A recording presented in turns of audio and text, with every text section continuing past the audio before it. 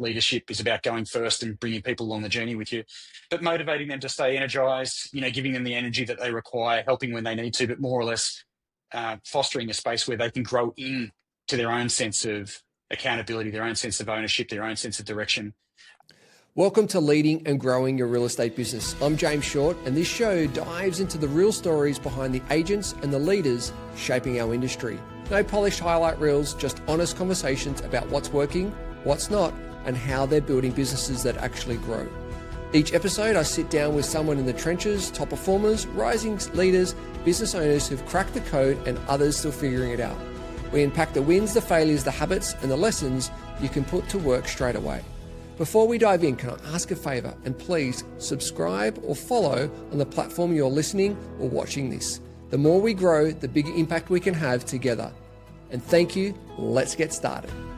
Welcome back to another edition, and very excited to have this next guest. He is a thought leader, innovator, and a leader within the industry. Ladies and gentlemen, Benjamin Ling, helping real estate businesses unlock growth, profitability, and market expansion. Some may or may not know. If you don't know Ailo, you're absolutely hiding under a rock. This guy is the mover and shaker head of market development from Ailo, and it is absolutely a game changer within the industry. We're going to unpack that, the benefits, how he came to where he is today. But just to give you a background, with his 25 years of real estate sales and technology experience, he's helped scale businesses, drive multi-million-dollar growth, and transform market strategies, from leading high-performance sales teams to scaling startups to acquisition. He understands what it takes to build a profitable, future-ready real estate business. Benjamin, mate, thank you for joining us. Super excited we are going to go down so many rabbit holes today, but thanks for joining us, mate. Yeah, I'm curious, James. I've been following along with your podcast and hope I live up to A, the introduction, and B, the caliber of guests you generally have on the program. So very happy to be here. Awesome. No, thank you. Thank you. Give us the backstory that has led you to Ailo, and because reading it is different to hearing it, and I'm sure there are different milestones along the way that have all led up to today. What's been that journey on how you got to where you are today? Short story, I'd always had a fascination for technology, without a doubt. Academic pursuits at school and looking into this area was always very intriguing to me. Honestly, the Australian environment didn't really yield too much from a startup perspective if you go back 30 years. But along the way, staying curious and engaging with people who were leading in the space. And I was lucky enough to live nearby and to make some phenomenal connections in the technology space. But obviously, I was pursuing a career in real estate for the entirety of that time. And probably 2011, 2012, somewhere there, I decided to make the leap entirely into technology, and the rest is history. But Ailo definitively is the jewel in the crown of everything that I've worked on, for sure. We're a team of 120 now, right across Australia. We work with hundreds and hundreds and hundreds of businesses. It's another one of these examples of something taking 10 years to becoming an overnight success. But yeah, so now true. We're serving, this phenomenal cohort of the Australian market, exclusively focused on the property management space. But we believe that to be the beating heart of a scalable real estate business. So for me, it's thrilling. I get to look from all around and continue learning. Yeah. Beautiful. Thank you for that, and really appreciate that. And so for those who don't know Ailo, give us a snapshot of how it came to fruition. And because I've got a bunch of clients using it, they love it. What's the main differentiation of some of those other, other services that may be clunkier services? Because it's so intuitive, it's so cutting edge. Give the audience that snapshot of why it is so different. Honestly, it means different things to different people. But if you start with the vision, which was held by the other Ben White, obviously the CEO and visionary founder of Ailo, he believed that there was a better way to do this all. And he'd been investing in that journey of property management for, it's got to be 20 years now. Literally wrote the books on what a healthy portfolio could look like if everything else was equal. But of course, the technology didn't really support that. And over time, lots of people in the technology world and lots of people from the real estate world have tried to glue things together. That's not exclusive to the real estate vertical. Obviously, people have been sort of what we call, stacking apps You will have heard people talk about their tech stacks and so on. And that was something that worked probably in a bygone era. So you have these legacy systems that are basically a collection of different programs kind of glued together. They talk through APIs, which are a little bit redundant now. It's very difficult to access information. Most of the time, you need to log into several different places. So there was just this constraint to really getting access to the information that you needed. And he had a point of view. You could see through all of that if you invested in it. But the problem was, James, there wasn't that many people with A, the money, or B, the complete skill set required. So that's been a 10-year journey for Ben. I've been in the business now for 7 years. There's several of the other pieces of the puzzle that fit along the way. But the point now is, if you're a property manager or a business owner, you have a single cost, single source of truth, which makes it a lot easier for a property manager to get to the information they need. All the information is in the one place, all the communications are in the one place, all the payments, inspections, repairs, maintenance, it's all there. So a property manager can turn up to work ostensibly having forgotten about it yesterday, which is a real coup in the industry. Most property managers lose sleep overnight or are writing on this incredible piece of technology, a post at night. They're waking up at 2 a.m. in the morning and they're thinking, I've got to call this person back, or worse, they forget. And the technology hasn't supported that. So AIinRe really became a central source of truth for a property manager, and enabling them to do a significantly better job of delivering the service. So property managers that we now have using Ailo, it's one place for them to log in. It's obviously one place for them to find all the information they need, but it gives a sense of transparency to the investors and to the tenants. So it's bringing everyone around the same technology and really elevating the experience for everyone on the platform. It's not just one piece of software, it's the whole thing in one place. Definitely a game changer. Definitely a game changer. Now, you've just finished a roadshow. When you've gone around, tell us, how was that? What were some of the insights? What did you learn from visiting all those different locations? I think the first thing that I'd speculate is that it's impossible to leave you get jet lag when you're only doing domestic, but it's possible. We have traveled, we've had a sequence of events that have sort of coincided. So we host these national events with Mecca Maxima Cosmetica, if you've heard of the brand. It's a Australian-based brand. It's very, very, very bespoke around the experience that they provide to, generally speaking, young females who are going in and looking for makeup products and services. But it is extraordinary. We partnered with Mecca last year to create environments where property managers, which is the bulk of our cohort, is young women in real estate, not exclusively, but coming in, and we wanted them to have an experience that married up with a sense of aspiration. Mecca was the best in Australia, and also give them a forum to hear from other people who are using Ailo, either at a business ownership level or at a PM level, and have a great time. We have one of them every week in a major capital city. And then wrapped around that, we've had the PRD 50-year anniversary conference, which was fantastic. Kudos to PRD.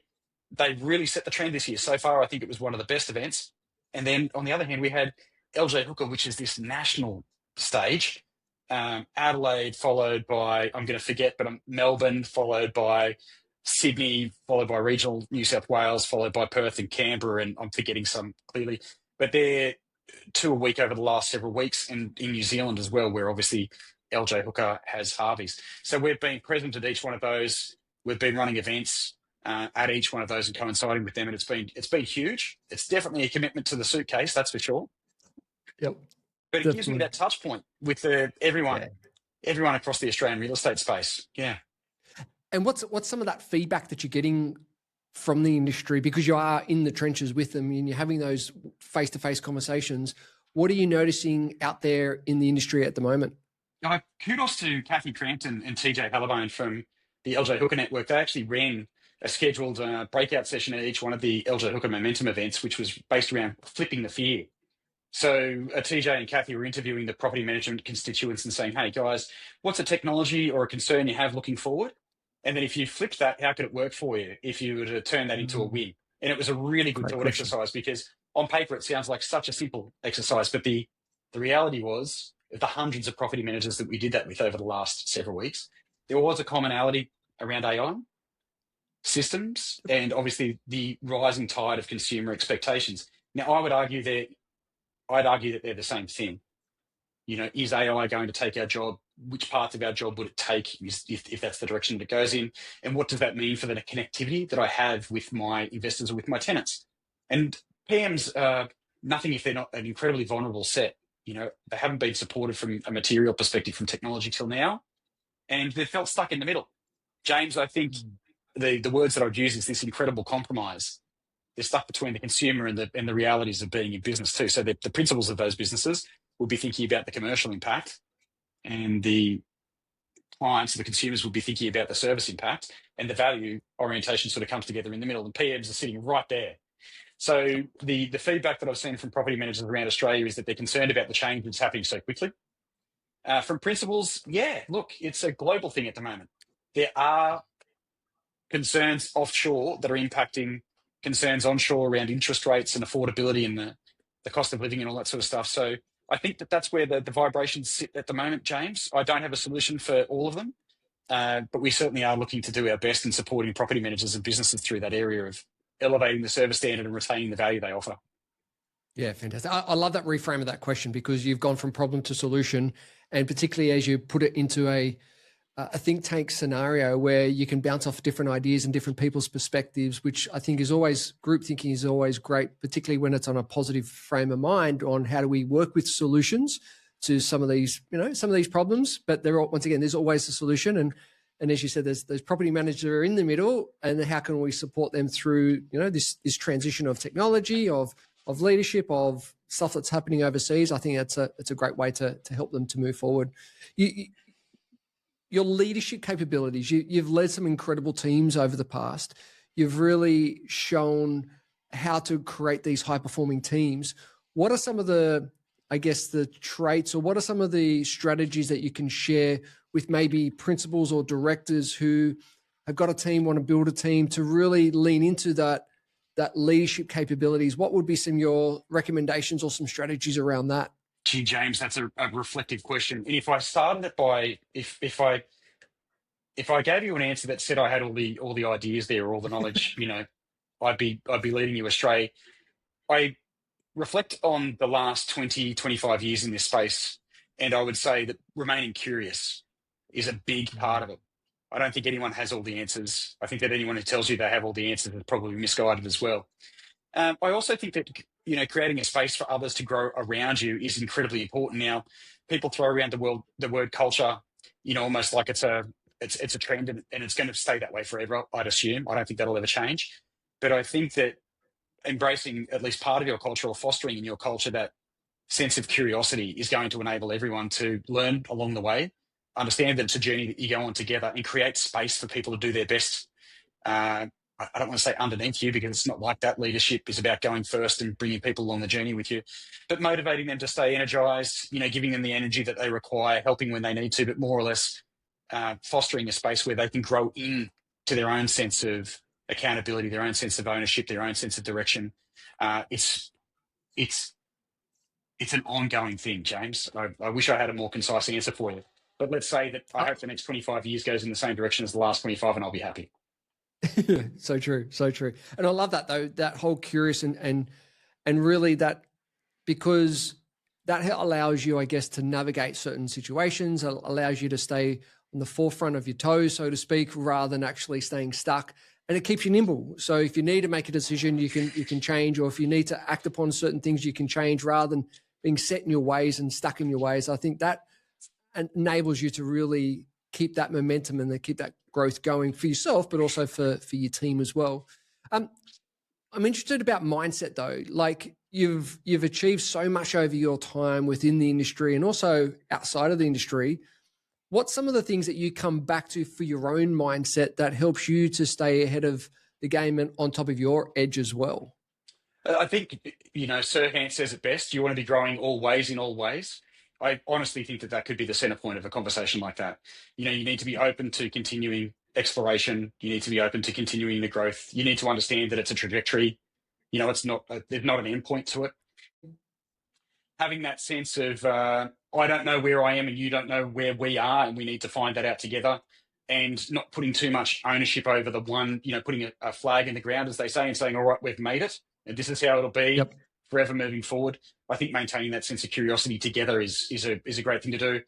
The state of mind that goes with that is one of self-reflection. It's a journey that you're on as well. I'd look to leaders everywhere and say, from a mindset perspective, continuing to educate yourself, continue to being open to change, continue to being open to iteration is incredibly important. Mindset is an evolution, James. And as they Very say, true. growth mindset wins. Fixed mindset, you're going to get stuck in the mud. And that a lot of people reach a place where they think, right, I know it all. And unfortunately, it's another self-reflective statement. There's been so many times along the way, particularly when I was much younger, where I'd said, I know it and you don't, which is the worst outcome. Then there's kind of an evolution of that where I say, I think I know it and I think you do too. And then you get to a point where you say, neither of us probably know, let's find out together. And you migrate from that sort of state of mind of to go fast, you go alone. And then you start to understand it takes a village, and then you're on the growth journey with everyone else. If you can relax the ego and focus on growing together and learning together, you will go further, you will go faster, you will grow together. Yeah. And I think that a couple of pieces there around dropping the ego, which I love, because that's what I love doing within the real estate particular industry is identifying it, educating, making people aware of it, and allowing people to drop it and come back into that heart space. But also that component of doing it together, because using the tribe, going together as a group, you'll definitely go further and faster and have a bigger impact for those all around you, which is so true. Ego seems to be that could be the first rabbit hole we go down, James. Ego seems to be such a prevailing impact in the real estate space. It's not like other industries. I've had the benefit now of investing in various industries because I tried to escape the real estate vertical so many times. I was thinking, right, I've made it away from open houses and running auctions and running businesses and small teams. I feel like I've done it. Became incredibly emotionally attached to that. Went exploring, looked into all sorts of other phenomenal verticals of investment like agriculture technology and space technology and all these things that sound great. That's really just the same job. But what it did enable me to do was understand how actors in other industries viewed the problems that they were working on and took a slightly less egotistical view of the world. And coming back into the real estate space, I never really left, but coming back into the real estate space, I walk around conferences and I'm in conversations all the time where I think principals, leaders in the space conflate their success with the sense of like truth, as in be incredibly successful locally, but that may not mean that it's successful globally. And what we want to create, I think, at a higher level, is success that can be replicated through systems and processes, and you can multiply in the big businesses, the really big businesses that we're working with. And now, James, I'm talking about several thousand under management, and these businesses are growing at a pace we've never seen grow before. They're growing at a pace that we have never seen businesses grow before in the property management space. Those principles all have a commonality, and that is we're going to have to figure it out together. The way we did it is probably not the way we'll need to do it to keep going. And finding the right people and exploring that people can be, better specialists in certain areas and really letting go and creating that space that I was talking about beforehand. So I'm doing a bit of cut and paste myself in that area, James. You've got to look to those guys and say, well, if they're doing it, what's the pattern they're following? And it's very exciting because it breaks us away from being a single point of dependency. And I know that we were great. But if we want to multiply that, we've got to enable other people to be great. It's rarely a personality character trait. It's more often a focus or a diligence to a process that they follow, and consistency really prevails. So why do you think it is you've seen the other side? You've been out there seeing the different industries, and you said you haven't left, but you've come in more involved within the industry. Why do you think the industry is so prevalent with the ego piece?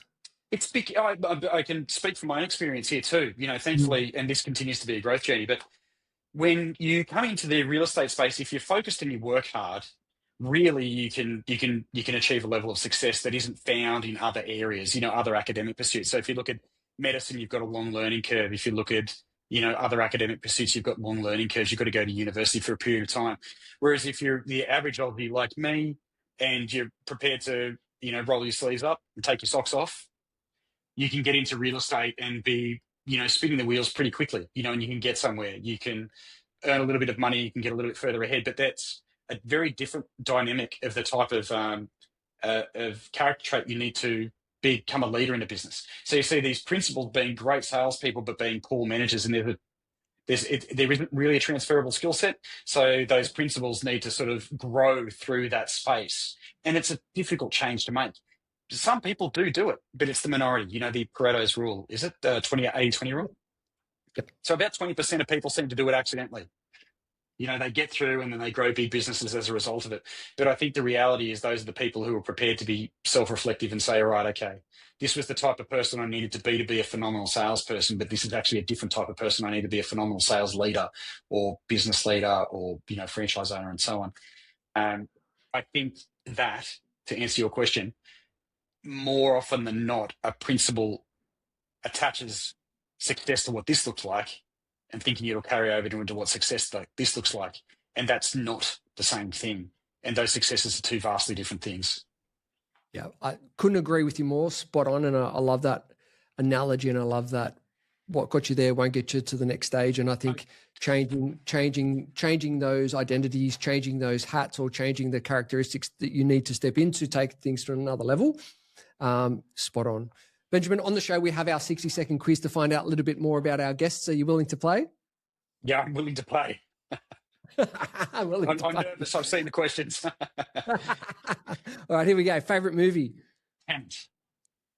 Love it. Favorite food? Pizza. Favorite holiday destination? Look, I moved to the Sunshine Coast. You know, so I grew up in the Southern Highlands of New South Wales. I moved around professionally. I got to live in Sydney. I got to live in Melbourne.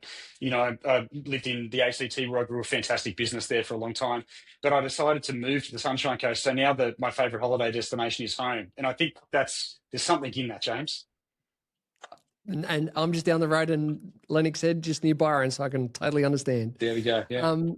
What's your morning routine look like? It's not going to impress anyone. I've got a wife, 3 kids and 2 dogs. So getting up in the morning looks like being the first one to make it to the coffee machine. I do have then I start planning for the day. I think AI has a big part to play in that. That's probably another whole podcast. But, enabling life through technology is something that I get into. But mostly, mate, I'm getting up and battling away with everyone else. Yeah. Fantastic. What about evening routine with 3 kids? It'd be very busy in your household? Well, the answer to that is I escape to the gym. So I try to find their way to afternoon tea and, welcome my wife home from work. And we like to remain as connected as we possibly can because I travel. But generally speaking, when I'm home, the evening routine is I get out of here, go for a very short run, a lot shorter than I used to. It's not going to impress anyone. I do some weights that also aren't going to impress anyone. Just trying to remain consistent and get some longevity under the belt. Yeah. Yeah. Fantastic. Fantastic. Most embarrassing moment? I'm not going to say that here. Did have to do with an open house and probably a case of flatulence. Let's keep moving. Okay.